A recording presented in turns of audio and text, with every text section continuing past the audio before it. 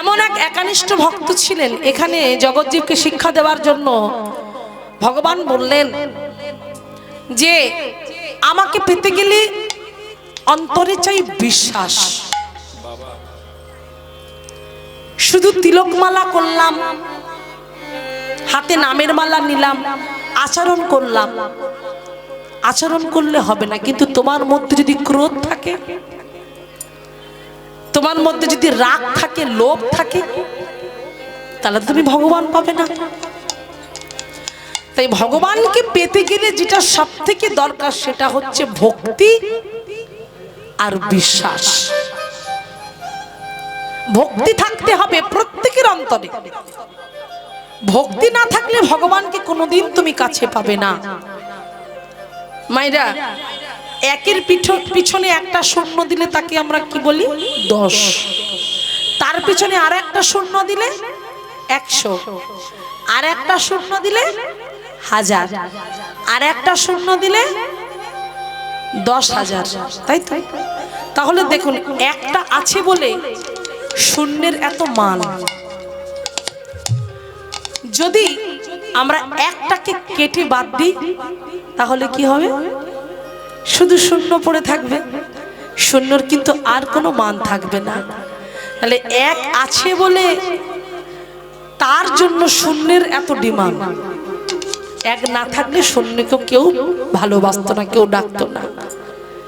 তো সেই জন্য বলছে তুমি ত্রিলোক করো, তিলক করো, আর শিখা রাখো, নামের মালা পরো, নামের মালা নাও, কণ্ঠী মালা নাও, যাই না, মেন হচ্ছে ভক্তি। ভক্তি যার, ভগবান তার। ভক্তের ভক্তি যত ঊর্ধ্বগামী হবে, জানবে ভগবানের করুণা ততটাই নিম্নগামী হবে।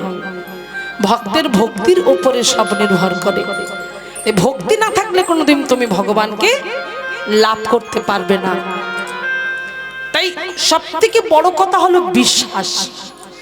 বিশ্বাস না থাকলে ভগবান তোমার কাছে কোনোদিন আসবে না। আর ভক্তি, একটু ছোট করে একটু উপমা দিয়ে দিলার মধ্যে যাচ্ছে, উপমাটা দেখুন কেমন, বিশ্বাসটা কেমন হতে হয় ভগবানের প্রতি। দেখুন মায়েরা, একবার কুন্তী দেবী তার পঞ্চ পাণ্ডবকে নিয়ে তিনি বনে আছেন। তো যখন কুন্তী দেবী পঞ্চ পাণ্ডবকে নিয়ে তিনি বনে আছেন, সবার জন্য মা আমার খাবার বেড়েছেন, খাবার বেড়ে রেখে দিয়েছে পঞ্চ পাণ্ডবের জন্য। পঞ্চ পাণ্ডব এলে একসাথে সেবা করবে বলে। গেংটা বন্ধ করো। তো সেই পঞ্চ পাণ্ডবের জন্য তিনি অপেক্ষা করছেন, কিন্তু কাছে ছিল 4 জন, ছিল না 1 জন ছিল, সে হচ্ছে ভীম। আমরা সবাই জানি ভীমের শরীর স্বাস্থ্য খুব সুন্দর, আর ভীম একটু খেতে ভালোবাসতো মা। তো ভীম সবার খাবার যখন বেড়েছে, মা ভীম বলছে, মা আমার খিদে পেয়েছে, তুমি আগে আমাকে তাড়াতাড়ি খেতে দাও। তো মা বলছে, দেখ আরো দাদা আসুক, ভাইরা আসুক, একসাথে খাবি, কারণ অল্প জিনিস সবাই এলে একসাথে দিতে সুবিধা হবে। কারণ তুই তোর মতো খেয়ে নিবি, ওরা এলে ওদের কম পড়ে যাবে, আমি দিতে পারবো না। তো তুই একটু অপেক্ষা কর, ওরা এলে খাবে। মা বলছে, মা আমার আগে খিদে পেয়েছে, তুমি আগে আমাকে দাও তো দেখি। মা দেয়নি, মা একটু অন্য কাজে চলে গেছে। ভীম করেছে কি, সেই ফাঁকে মা যে খাবারগুলো রেখেছিল সেগুলো ও নিয়ে খেতে শুরু করে দিয়েছে। এবার যখন খেতে শুরু করে দিয়েছে, মা ছুটে এসেছে, কুন্তী দেবী ছুটে এসে দেখছে যে তার ভীম সেগুলো খেতে শুরু করে দিয়েছে। তখন ভীমের কাছে এসে বলছে, ভীম এ তুই কি করলি? আমি যে তোকে বললাম তো দাদা ভাইরা আসুক, সবাই এলে একসাথে তোকে ভাগ করে দিব, তোর আর তস হইল না? তোর এত জ্বালা, তোর এত খিদে, তুই সব খেলি, আমাকেও খেয়ে ফেল। তো যদি এত খিদে আমাকেও খেয়ে ফেল। মা এ তুমি কি বলছো? আমি ঠিক বলছি, তুই এমন ছেলে হয়েছিস, তোর কি একটু দয়া মায়া নেই? এখনো তোর দাদারা ফিরলো না, ভাইরা ফিরলো না, ছোট ছোট ভাইগুলো জঙ্গলে গেছে। হ্যাঁ, তুই আমাকে তোর উপর দায়িত্ব দিয়ে গেছে বলে তুই যা খুশি তাই করবি। তুই কেন করলি? কেন করলি? আমার নিজের লজ্জা করছে তোকে ছেলে ভাবতে। তুই যে আমার ছেলে, এই কথা বলতে আমার লজ্জা করছে। তুই আমার ছেলে নস, তুই চলে যা আমার চোখের সামনে থেকে। আমি তোর সঙ্গে কোনো কথা বলতে চাই না, তুই আমার কেউ নস, তুই চলে যা। ছুটে গিয়ে কাঁদতে কাঁদতে মায়ের চরণ দুটি জড়িয়ে ধরে বলছে, মা গো, আমার খিদে পেয়েছিল বলে আমি খেয়েছি বলে তুমি আমাকে এমন করে বলছো? তুমি আমাকে বলছো যে আমাকে দেখতে ইচ্ছা করে না, আমি তোমার ছেলে বলে তুমি মানুই না, এটা কেন বলছো মা? বলবো না? তুই যে অন্যায় করেছিস এর জন্য আমি তোকে বলতে বাধ্য হয়েছি। আচ্ছা মা, আমি কি করলে তুমি আবার আমাকে আগের মতো ভালোবাসবে বলতে পারো? তখন কুন্তী দেবী বললেন ভীমকে, তুই পারবি আমি যা চাইবো তুই আমার জন্য করে দিতে? কি চাও তুমি বলো? তুমি যা চাইবে আমি তোমার জন্য তাই করব, তুমি যেটা বলবে আমি তোমার জন্য তাই করব, এক্ষুনি করব। তুমি এক্ষুনি চাও? হ্যাঁ আমি এক্ষুনি চাই। তুমি যদি বলো আমি আকাশের চাঁদ কি তোমার কাছে ধরে এনে দেব, বলছে আমি আকাশের চাঁদ চাই না। তুই পারবি এই মুহূর্তে আমাকে আমার কৃষ্ণকে আমার কাছে এনে দিতে? যেই বলেছে এই মুহূর্তে আমার কৃষ্ণকে আমার কাছে এনে দিতে, তখন ভীম বলছে, মায়ের চরণে প্রণাম জানিয়ে মাকে প্রতিজ্ঞা করে বলছে, মা আমি কথা দিলাম আমি এই মুহূর্তে তোমার কৃষ্ণকে তোমার কাছে এনে দেব। বললো বেশ তবে দে। সঙ্গে সঙ্গে ভীম কি করলো জানো মায়েরা? এই দেখো বিশ্বাস আর ভক্তি কাকে বলে। সঙ্গে সঙ্গে ভীমের কাছে ছিল 80 মণ ওজনের একটি গদা। সেই গদাটা সামনে নিয়ে এলো, আর সেই গদাটা সামনে নিয়ে এসে ভীম মায়ের চরণে প্রণাম করে সেই গদাটা হাতে তুলে নিয়ে এইভাবে ঘোরাতে ঘোরাতে ঘোরাতে ঘোরাতে কৃষ্ণ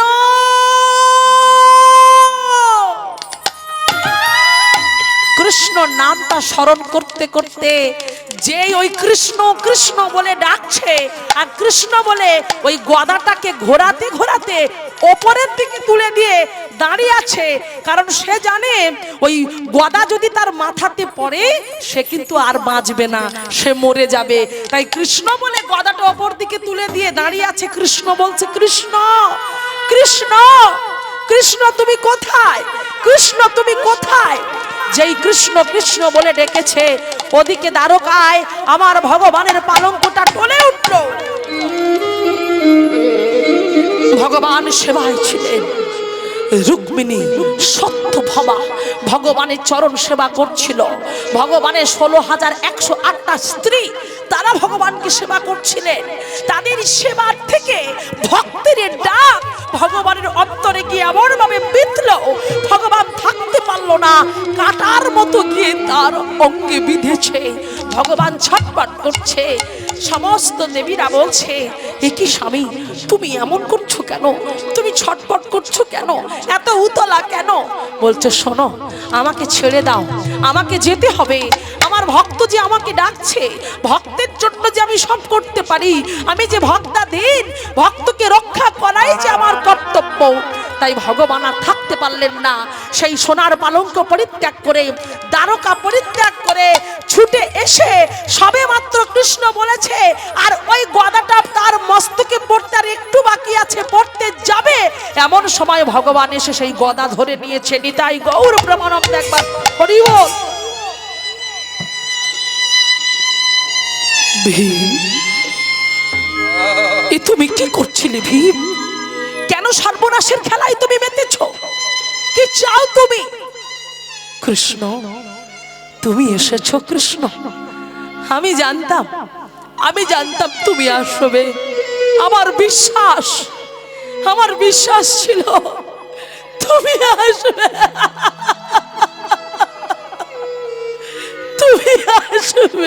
তুমি আসবে। কেন তুমি ডাকলে? আমি যে মাকে কথা দিয়েছিলাম তার কৃষ্ণকে আমি তার কাছে এনে দেব। এই হলো ভক্তি, এই হলো বিশ্বাস। এই ভক্তি আর বিশ্বাসটা যার অন্তরে থাকবে সে যে ভগবানকে পাবে মা। তাই সেই ভক্ত যিনি বিনোদকে পেয়েছিল তার কাছে অন্য কিছু ছিল না, তার শুধু ছিল বিশ্বাস, তার অন্তরে ছিল ভক্তি। সেই ভক্তির জন্য সে ভগবানকে পেয়েছিল, বিনোদকে। তাই চলুন আমরা শুনে নেই সেই বৃন্দাবনে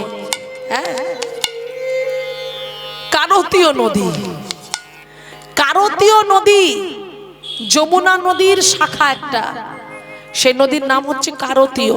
সেই কারতীয় নদীর পাশে একটা গ্রাম আছে, যে গ্রামটা হলো নবগ্রাম। সেই নবগ্রামে বাস করতেন ভক্ত, নাম ছিল বাঞ্ছারাম। তাই দেখুন ভক্তি তার কেমন। হ্যাঁ, উত্তর প্রদেশ রাজ্য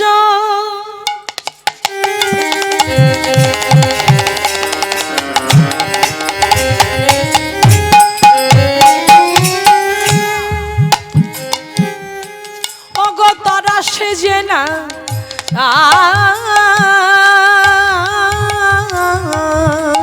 উত্তর প্রদেশ রাজ্য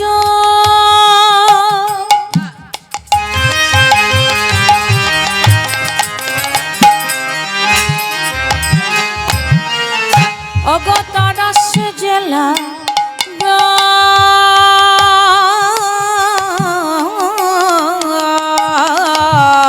আজ নবগ্রামে বাস করে ভক্ত বাঞ্ছারাম। নবগ্রামে বাস করে ভক্ত বাঞ্ছারাম। ভক্ত বাঞ্ছারামের অন্তরে কেমন ভক্তি দেখুন মায়েরা। গ্রামে নবগ্রামে বাস করে ভক্ত বাঞ্ছারাম। নিত্য নিত্য তিনি ডালা সাজায়, আর ডালা সাজিয়ে ভগবানকে নিবেদন করে। কেমন করে লক্ষ্য করো। ওগো পূজার ডালা সাজাইয়া গৌর প্রেমানন্দ একবার হরি।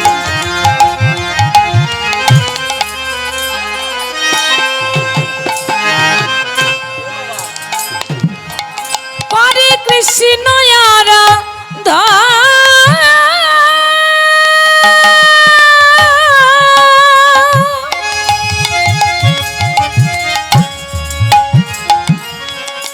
কৃষ্ণ কৃষ্ণ কৃষ্ণ বলে করায়ে ক্রন্দ কৃষ্ণ কৃষ্ণ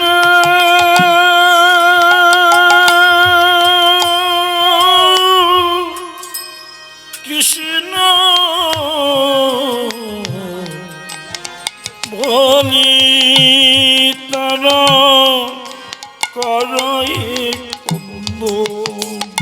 সদাই কৃষ্ণ কৃষ্ণ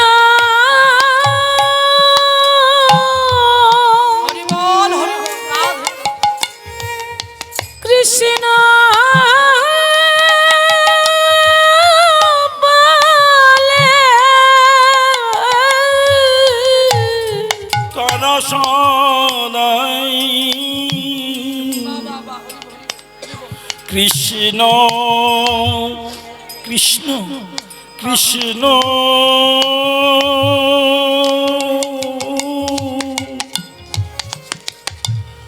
কৃষ্ণ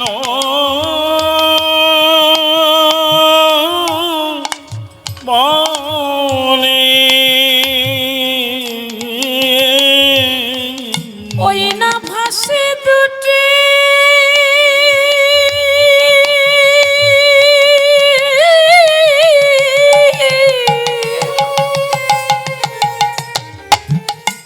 নয়ন জলে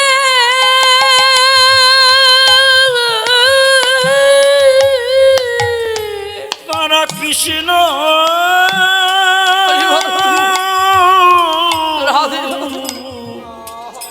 কৃষ্ণ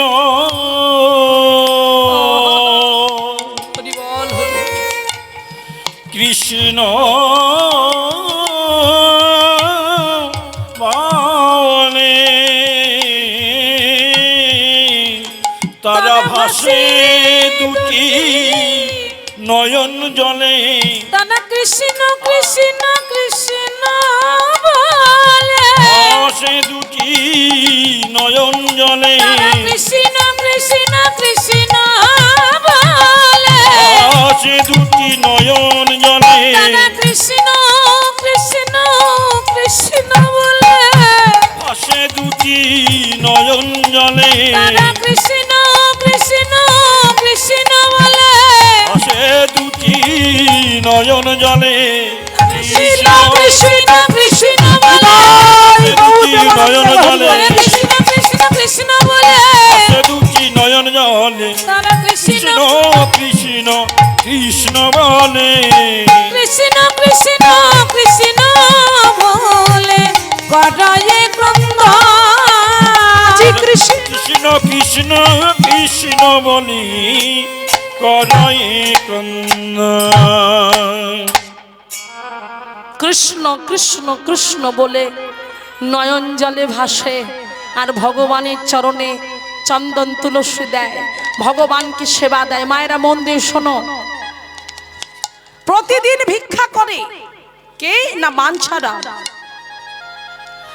মায়েরা ভক্ত বাঞ্ছারাম প্রতিদিন ভিক্ষা করে আর ভিক্ষা করে নিয়ে এসে নিজে হাতে রন্ধন করে আর রন্ধন করে রোজ ভগবানকে ভোগ লাগায়। কিন্তু আশ্চর্য ঘটনা মা, তার ছোট্ট তালপাতার কুঠির ঘর, সেই কুঠিরে সে থাকে, ভিক্ষা করে, রন্ধন করে, ভগবানকে ভোগ লাগায়। কিন্তু আশ্চর্য ঘটনা, সে কাকে দেখে ভোগ লাগায়? ভোগটা কাকে দেখে লাগায়?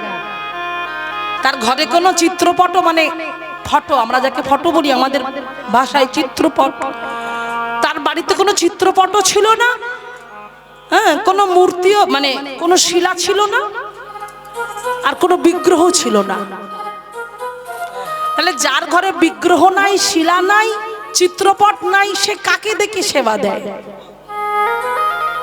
কিন্তু প্রতিদিন সেবা দেয়। তাহলে সেবা দেয়টা কাকে? কিভাবে সেবা দেয়?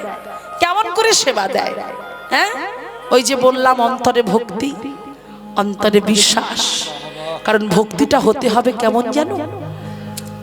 ভক্তি আমার, সামনে মা আছে, মায়ের গানের একটা অংশ আমি একটু গাইছি, যেখানে বলছে ভক্তি আমার ধূপের মতো, ধূপের মতো, ধূপের মতো, ধূপের মতো ঊর্ধ্বে ওঠে অবিরত,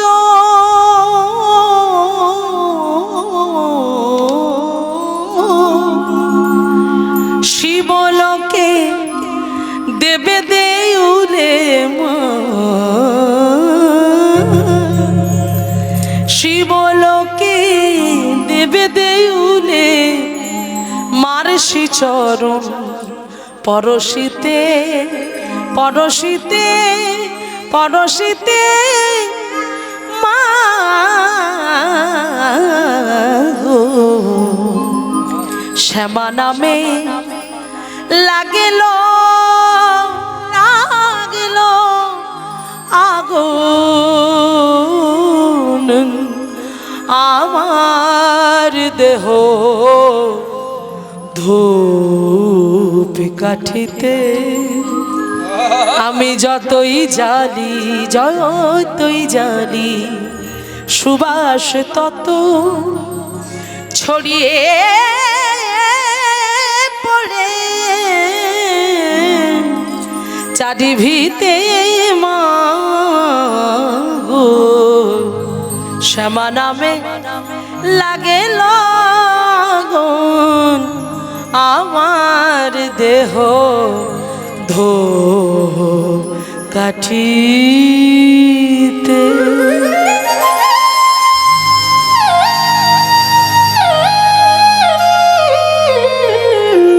কি বললেন? কত ভাবনা নিয়ে গানটা লিখেছে দেখুন। ভক্তি আমার ধূপের মতো, তাহলে ভক্তিটা হতে হবে ধূপের ধোঁয়ার মতো। আচ্ছা, ধূপ জ্বাললে, ওমা তোমরা এত কি গল্প করছো গো? আস্তে, এদিকে লক্ষ্য করো, কথার দিকে ধ্যান দাও, আস্তে আস্তে। বুঝতেই পারছেন এখানে কীর্তন হচ্ছে বলে, আস্তে। ভক্তি আমার ধূপের মতো, ভক্তিটা ধূপের মতো হতে হবে। ধূপ যখন জ্বালানো হয়, ধূপের ধোঁয়াটা ওপর দিকে ওঠে না নিচের দিকে যায় মায়েরা? ওপরের দিকে ওঠে। তাহলে দেখুন অন্য কোনো কথার সঙ্গে তুলনা দিল না, বলছে আমার ভক্তি যেন, আমার শুধু নয় প্রত্যেকের ভক্তিটা যেন ধূপের ধোঁয়ার মতো ঊর্ধ্বগামী হয়। ভক্তি আমার ধূপের মতো ঊর্ধ্বে, মানে ওপরের দিকে ওঠে অবিরত, মানে সব সময়, হ্যাঁ অবিরত। শিবলোকে দেব দেউলে মার শ্রী চরণ পরশুতে, যেন মায়ের শ্রী চরণটা স্পর্শ করতে পারে সেই ধূপের ধোঁয়াটা। শ্যামা নামে লাগলো আগুন, তাহলে আগুন লাগাতে হবে, তোমার দেহরূপ ধূপকাঠিতে আগুন জ্বালাতে হবে। কিসের আগুন? দেশলাই কাঠির আগুন নয়, শ্যামা নামের লাগলো আগুন। হ্যাঁ, নামের আগুন লাগাও, আর নামের আগুন লাগিয়ে ভক্তিটাকে ঊর্ধ্বগামী করে দাও। সেই ভক্তিটা সেই বাঞ্ছা নামের অন্তরে। তাই তার কাছে কোনো বিগ্রহের দরকার নেই, কোনো চিত্রপট নাই, কোনো শিলা নাই। কিন্তু গ্রামের মানুষ তারা ওই বাঞ্ছারামের কণ্ঠে কীর্তন শোনে, বাঞ্ছারামের কীর্তন ভালো লাগে, হরিনাম গায়, কৃষ্ণ নাম গায়। তাই সমস্ত ওই গ্রামবাসীরা এসে বলছে, বাঞ্ছারাম, ও বাঞ্ছারাম, তোমাকে একটা কথা বলি শোনো। বলছে কি কথা? না তুমি সেবা দাও, তোমার ঘরে কোনো বিগ্রহ তো নাই, তুমি কি দেখে সেবা দাও? তুমি বরং এক কাজ করো, তুমি একটা বিগ্রহ কিনে নিয়ে এসো, আর বিগ্রহ কিনে নিয়ে এসে তুমি তোমার মন্দিরে স্থাপন করো। হরি বল। তখন বাঞ্ছারাম বলছে গ্রামবাসীকে, দেখো দেখো গ্রামবাসী বৃন্দ, তোমাদের কাছে আমার এই প্রার্থনা, আমাকে বিগ্রহ কিনে আনতে বলো না। আমি কখনো কোনোদিন বিগ্রহ কিনে নিয়ে এসে আমি প্রতিষ্ঠা করে তাকে সেবা করতে পারবো না। যদি কখনো কোনোদিন বিগ্রহ নিজের থেকে আমার কাছে আসে, আমি সেদিন তাকে নিজে হাতে করে তুলে আমি প্রতিষ্ঠা করব, আমি তার ভজন সাধন করব। তার জন্য যে আমাকে কিনে আনতে হবে, আমি কোনোদিন বিগ্রহ কিনে আনতে পারবো না। এইভাবে তার দিন চলতে থাকে। একদিন রাধাকুণ্ডের তীরে গিয়ে বসে বসে তিনি ভজন কীর্তন করছিলেন, হরিনাম কীর্তন করছিলেন, আর নাম গাইতে গাইতে হঠাৎ করে কোথা থেকে একজন সাধু বাবা এসে, একটার কাছে একটা পুটলি ছিল, সেই পুটলিটা নিয়ে বলছে যে আচ্ছা বাবা, একটা কথা বলবো, আমি রাধাকুণ্ডে জলে স্নান করব, তুমি একটু আমার এই পুটলিটা তোমার কাছে রাখবে? তো সাধু সন্ন্যাসী মানুষ তো, আর না করতে পারিনি। সেই পুটলিটা নিয়ে বলল, বেশ, আপনি যখন দিচ্ছেন আমি রাখবো, দিন, আমাকে দিন। এই বলে সেই পুটলিটা নিয়ে রেখেছে। আর উনি সন্ন্যাসী মানুষ করেছেন কি, উনি রাধাকুণ্ডে জলেতে ডুব দিয়েছেন। সেই যা ডুব দিয়েছে মায়েরা, আর ওঠেনি। এবার যখন জল থেকে উঠছে না, সকাল গড়িয়ে দুপুর গেল, দুপুর গড়িয়ে বৈকাল গেল, ওনার জন্য বাঞ্ছারাম কোথাও যেতেও পাচ্ছে না, পুটলিটা ধরে বসে আছে যে উনি উঠলে পুটলিটা দেব, কিন্তু উনি উঠছেন না, আর দেওয়াও হচ্ছে না। ইনি তো বাঞ্ছারাম চিন্তায় পড়ে গেছে। বাঞ্ছারাম বলছে, এ কি রে বাবা, উনি কখন ডুব দিলে এখনো উঠছে না, আমি তো ওনার এই সম্পদটা নিয়ে ধরে বসে আছি, হ্যাঁ, ওনার অনুমতি না হলে তো আমি কিছু করতেও পারছি না। এখন দেখছে সন্ধ্যা হয়ে যাচ্ছে, ওনার সন্ধ্যার টাইম হয়ে যাচ্ছে, সময় হয়ে যাচ্ছে, তাহলে কি করবে? এখন দেখছে আসছে না, উনি আর ধৈর্য ধরল না, বলছে এই যে উনি যে আমাকে পুটলিটা দিয়ে গেল, এই পুটলির মধ্যে কি আছে আমি একবার দেখি। এই বলে সেই বাঞ্ছারাম করলো কি, ওই পুটলিটা খুলেছে। এবার পুটলিটা খুলে দেখছে যে তার মধ্যে একটা কোটো আছে, সেই কোটো ঢাকনাটা খুলেছে। এবার কোটো ঢাকনা খুলে দেখছে কি,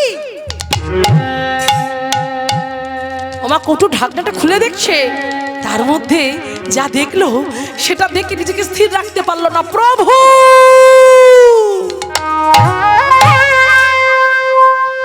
প্রভু বলে বুকের মাঝখানে জড়িয়ে ধরলো। ওমা যেটা দেখলো সেটার অন্য কিছু নয়, সেটা হলো স্বয়ং সাক্ষাৎ নারায়ণ শিলা।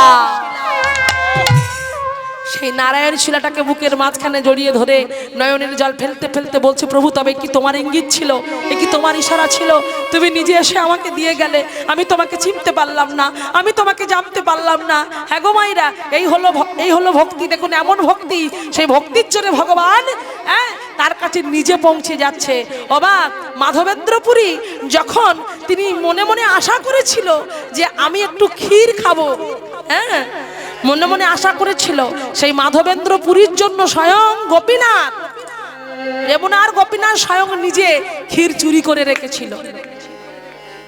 ক্ষীর চুরি করে রেখে স্বপ্নাদেশ দিয়েছিল ঠাকুর মশাইকে। ঠাকুর মশাই যখন গন্তিতে দেখছে 12টা মালসা ভোগ ছিল, তার মধ্যে একটা কম কেন, 11টা হচ্ছে কেন, তখন স্বয়ং ভগবান স্বপ্নে দেখা দিয়ে বলেছিল যে ওগো ঠাকুর মশাই, তুমি চিন্তা করো না, আমার ভক্ত এসেছে, সে যে ক্ষীর খেতে চেয়েছে, তাই তার আশা আমি পূরণ করব না, তাই তার জন্য আমি ক্ষীর মালসা লুকিয়ে রেখেছি। বলে কোথায় রেখেছো ঠাকুর? না, আমার সিংহাসনের পিছনে আমি রেখে দিয়েছি। এই দেখুন এই ভক্তি, এই ভক্তি দেখুন কেমন।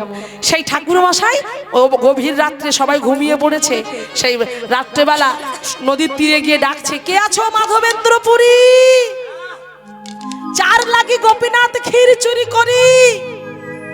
গোপীনাথ ক্ষীর চুরি করেছিল সেই মাধবেন্দ্রপুরী, সেই ক্ষীর মালসা থেকে তিনি ক্ষীর প্রসাদ পেয়েছিল মনের আনন্দে। তাহলে দেখুন ভাবটা কেমন। তা তোমার অন্তরে যদি শুদ্ধ ভক্তি থাকে, শুদ্ধ প্রেম থাকে, আকুলতা থাকে, ব্যাকুলতা থাকে, ভালোবাসা থাকে না, ভগবান কৃপা করে, ভগবানের কাছে তোমাকে যেতে হবে না, ভগবান নিজে তোমার জন্য পাঠিয়ে দেবে বার্তা।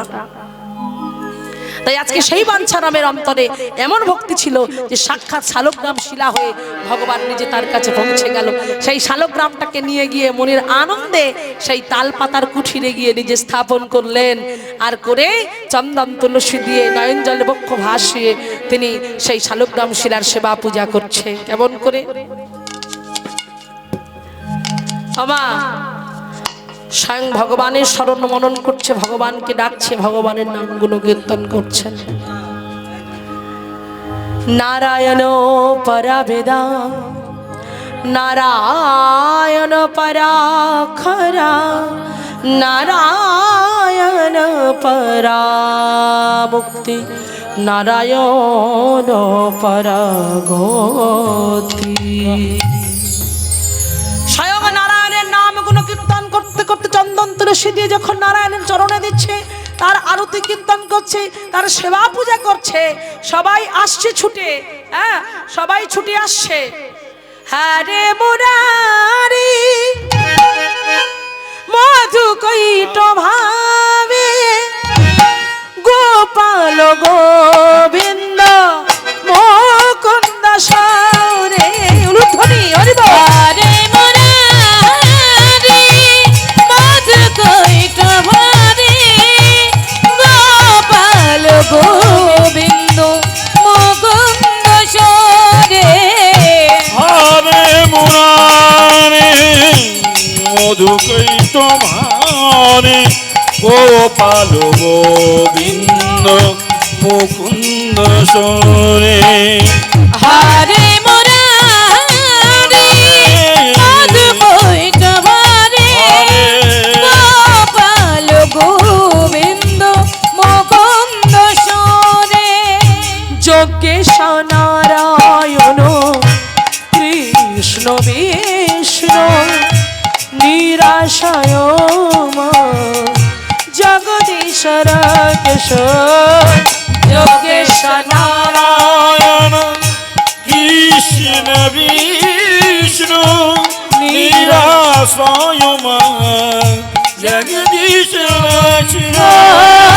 হরে মুরারি মধু কৈট ভারে, গোপাল গোবিন্দ মুকুন্দ সরে।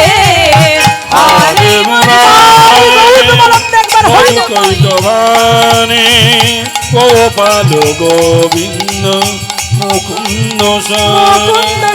মুকুন্দ সরে। মুকুন্দ সরে, মুকুন্দ সরে।